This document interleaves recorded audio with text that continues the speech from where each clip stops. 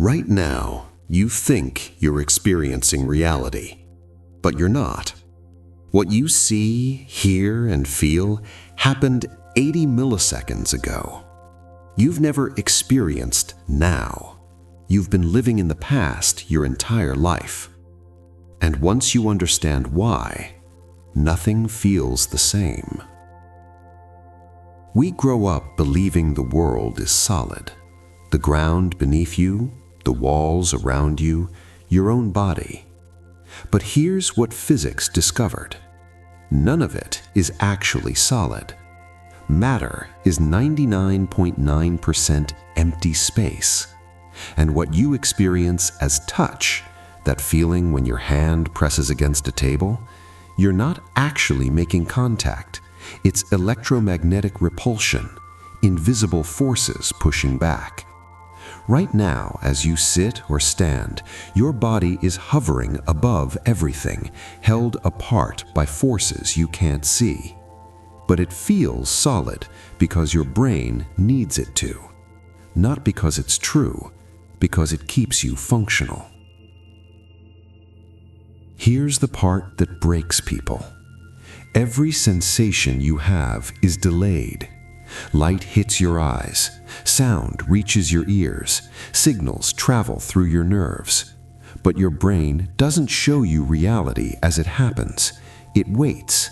It collects fragments from different senses, vision, sound, touch, all arriving at different speeds. Then it syncs them, edits them, smooths out the gaps, and presents a finished version to your conscious mind. What you call now already happened. You're living inside a reconstruction, a prediction your brain made about what's real. And here's the disturbing part. Most of the time, you can't tell the difference. Cognitive scientist Donald Hoffman says something most people don't want to hear. Your senses did not evolve to show you truth. They evolved to keep you alive. Truth was never the priority. Efficiency was. Think of it like a computer desktop. You see icons, a trash bin, a folder, but you're not seeing the actual electrical signals. You're not seeing the code running underneath. You're seeing a user interface, a simplified version designed to be useful, not accurate. Hoffman argues that's exactly what perception is. Objects, colors, space, time.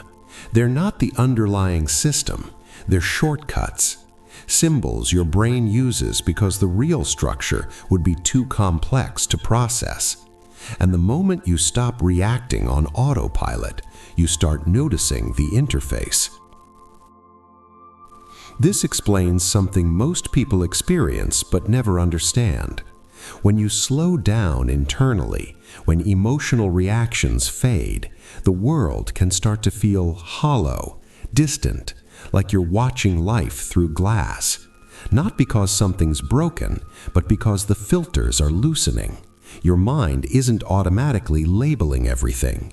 It's not rushing to judge or react. And without those layers of interpretation, things feel different. Most people panic at this point. They think it's depression or dissociation or something going wrong, but it's not. It's what happens when the interface becomes visible. Modern physics ran into the same wall. In quantum mechanics, particles don't act like solid objects. They exist as probabilities, multiple states at once, until someone observes them. Then and only then do they collapse into one state. This isn't theory. It's been tested thousands of times. The double-slit experiment, quantum entanglement, wave function collapse, all of it points to the same conclusion. The act of observation changes what's being observed. No one knows why, but it suggests something uncomfortable, that there's no fixed objective reality sitting out there waiting to be discovered. There's a process, and the observer is part of it. The human mind hates this idea. It wants certainty, solid ground, a permanent self in a permanent world. Because if perception shapes experience, if there's no objective anchor, then control is an illusion, and so is stability. So the mind does what it's designed to do. It creates noise, urgency, drama, endless distraction. Not because those things are important, but because they reinforce the interface. They keep you from looking underneath. Here's the shift that changes everything. You are not a fixed object moving through time. You're a process, more like a river than a rock, defined not by what stays the same, but by what's constantly changing. Cells replace themselves, thoughts come and go, memories reshape over time. There is no solid you that persists, just a pattern, a flow. And when you sit still long enough to notice this, the sense of solidity dissolves, not into chaos, into movement. So if the world feels different when you stop reacting, that's not a glitch, it's clarity. You're seeing without the usual layers of interpretation. The discomfort isn't that life is unreal, it's that you've stopped confusing the map for the territory, the interface for the system.